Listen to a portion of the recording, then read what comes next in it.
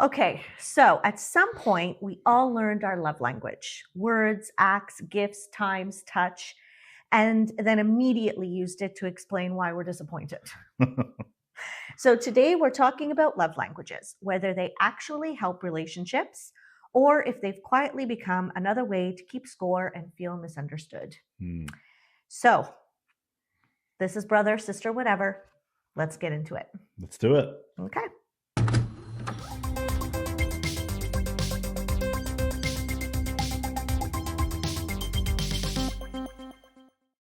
When did you first learn about love languages?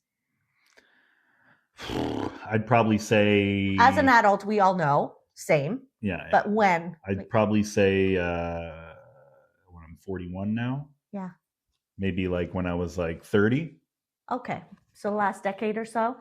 Would you say like basically when you went into like a long-term relationship? Oh, no, you actually, you know what? I take that back. I mean, I kind of always was. Yeah. You were always kind of in longer relationships. I was the one that wasn't. That's but let's not get into that. No, that's, I don't know. My prerogative on that is a little different. I don't like, because it sounds like, that means my relationships have been successful and yours hasn't. But I mean, I think it's deeper than that, because True. I think sometimes it's about not leaving when you should, in certain relationships, right? Yes. So like when they last longer than they should, kind of thing. Yeah. So, you could look at it from two different dynamics like that. True. It's true. We could say that yours was more successful because you got out when you were supposed to, versus, my previous relationships lasted longer than they should have. And it was just because no one wanted to say it's over. Right? So you never know. Yeah, success is different, I guess, when it comes to relationships. You can have a short-term relationship and walk away feeling like you've learned something. Well, that's it. Or that it was successful because you've learned something. Relationships are about, what you can extract from that. Not in a vampire sucking kind of way, but in a way of like, okay, there was some good that came out of this. If there was zero good, well, I don't know. And that's on you, Yeah. In some ways. Yeah. I mean, if you learn nothing, or if there was nothing to extract, then that kind of makes me feel like you knew going into it that this was a bad idea. So yeah, I think you spoke that basically defines all of my relationships in my 20s. Well, I mean, most of us, yeah. Right? It's kind of like, oh, I know I shouldn't be dating this guy. He's really not good for me, but I'm going to do it anyway. Oh my gosh. Oh boy. Yeah. I think the same. Well, like, I mean, obviously with our age difference, but I'm going to say that my 30s too, about 15 years or so. But even less so when I learned love languages also are for kids. Like, I always kind of figured love languages was meant for a romantic relationship. And I've since come to realize that it can be applied to any relationship: friendship, parent-child, romantic, doesn't matter, sibling, family, right? It's true. It's across the board, which kind of made me open up my mind to a lot of things. You know what I think I've learned?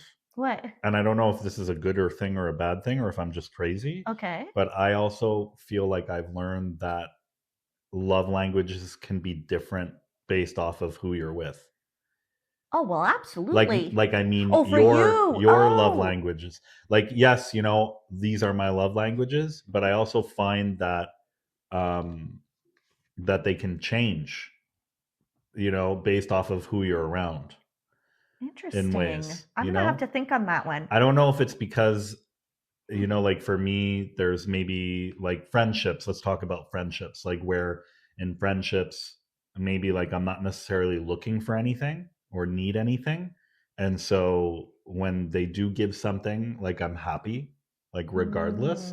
So like my love language kind of becomes a little bit more Okay. pliable, so to Okay. speak, versus like, I guess I'm trying to, in my 40s, I'm trying to have no expectations, Mm, and so like to be like, well, my love language is, yes. you know Yes. Okay. So I have 2 points to make. So the first is piggybacking off what you just said. I've, as you were speaking, I'm going to agree with you in terms of how what I need, like my love language changes from person to person. And the first thing that came to my mind was my spouse versus my children, for example. Okay. And then my second point was going to be that my love language has changed over time, and changes depending on the circumstances that I'm in, right? Yeah. Again, I used to kind of be very black and white with the love languages, thinking that like when you take the quiz and your number one love language, like that's it, right? No, we have all 5 of them. And it all depends on the time of day, the season of life, who you're with. So I'm going to agree with that. That's true. Yeah. It's very true. And my kids are, I could talk about that too. Certain things that would not really bring me anything, right? If I did it for someone else, but I do it for them, and it's like, or vice versa. Like those receiving, like, let's say gifts of gifts, right? I can't remember what the term is. They give me a little gift that means nothing really in the scheme of things. It's just a little trinket, and that will fill me up so much more than if I were to get it from somebody else, right? Like it all depends. Yeah. You're right. Yeah. It's interesting. It is. It is. Do you think that knowing love languages actually helps relationships? I think a little bit. Yeah. I'm sure it does. But yeah. I mean, it does because this is how you fill someone's cup, and then they're able to give. Not that you're expecting, but So I mean, it's kind of a. But yeah.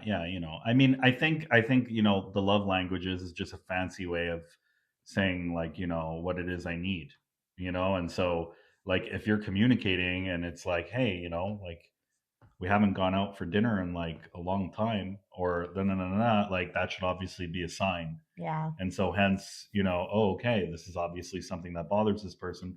It's clearly something that they really want. Yes. So, I mean, I don't know.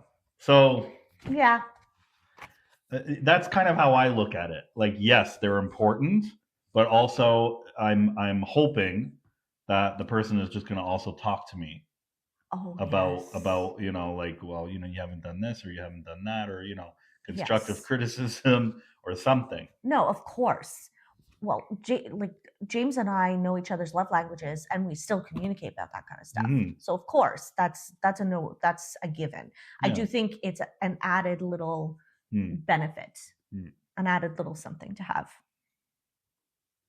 Do you think that like love languages can like become a way to like keep score? Yeah. I can see how that could be, for sure. But I think you can have that without knowing each other's love languages too. For sure. Or without that being something that you're thinking about, right, in your relationship. Oh, absolutely. You know what are the 5 love languages? So physical touch, physical, acts of service, words of appreciation, gifts, and affirmation. Words of affirmation. Yes. Or did we say that already? I thought we said that. So words of affirmation, acts of service, gifts, physical, and time. Oh, like spending time. Quality time. Correct. Yeah. And it's funny because, like, yeah, I really do think everybody has all of it in. It's just like, what is the main thing? Yeah. You know, like I know right off the bat, my kids, like Riley is Grayson is absolutely like a words of affirmation kid. Tell me I'm doing good, praise me, like you know, that's his number one. Riley is definitely more quality time. But does that mean that they don't need hugs or that they don't want a gift? Of course. Like, of course. It's all the same, right? So yeah. Fallon is definitely gifts. 100%. And I would say that Jet is probably more I'm going to say quality time. I was going to say quality time too. Yeah. Yeah, I would say that that's pretty much their two main ones. They need all of them. Of course, they need all of them. But yes. Yeah. So I'm wondering what happens, because this is like for sure happening in one out of every two households, okay? What happens when you and your spouse have opposing love languages? Opposing? Yeah, like you're not opposing? The same, like, well, you're not opposing. I guess you don't have the same love language. Are you supposed to? There could be. Yeah, there could be. Relationships in which the couples have the same kind of love language. Well, sure. I don't think that would hurt, but opposing love languages, like what would that look like? Well, one could be physical touch and one could be quality time. Or one could be I feel like those are together. And one could be words of affirmation. Yeah, so like one gets words and one gets gifts. Yes. Yeah. But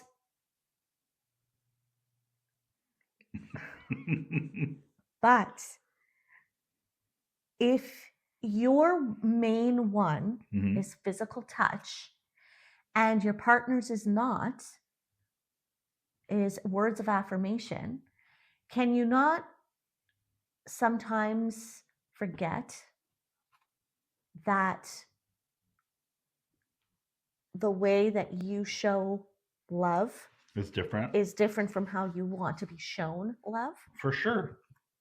So that can lead to maybe, a little bit of I'm not getting what I need, but you're getting what you need. I'm giving you what you need, but you're not giving me what I need, kind of thing. So yeah, I do think absolutely that it could, what was your question? A way to keep score, right? Okay. Want to do some this or that, Josh? Sure. Okay. You start. Quality time or acts of service? I'm going to say quality time. Oh, wow. In this time of life, yes. I'm surprised. Do you prefer routine connection, like every Friday's date night, or spontaneous moments? I mean, I guess I would say spontaneous moments. So. But how much room in your life do you have for spontaneity? I find that hard sometimes. Well, yeah. But I mean, doesn't have to be anything nuts. That's true. Feeling understood or feeling appreciated? Oh, man. That's tough. Up until fairly recently, I would have said feeling understood, but now I think feeling appreciated. Wow. Yeah. Okay. Yeah. Okay, Josh, practical support or emotional reassurance?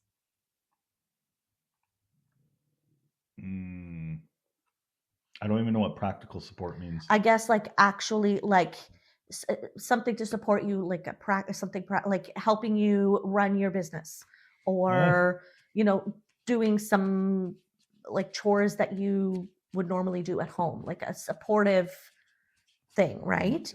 Or more of an emotional. That sounds amazing. So essentially, is it acts of service or words of affirmation? is really what the I like question both. I like both. I guess if I had to pick one right now, Yeah. acts of service. Yeah. Okay, so just to wrap things up, I'm curious, have you ever been in a position where love languages have caused more frustration than clarity? It's okay if it's a no. I don't think so. I think I remember a couple conversations of like, this is my love language. Yeah, well, this isn't mine, kind of thing. But besides that, I mean, that's a pretty big thing. But yeah. Besides that, no. You?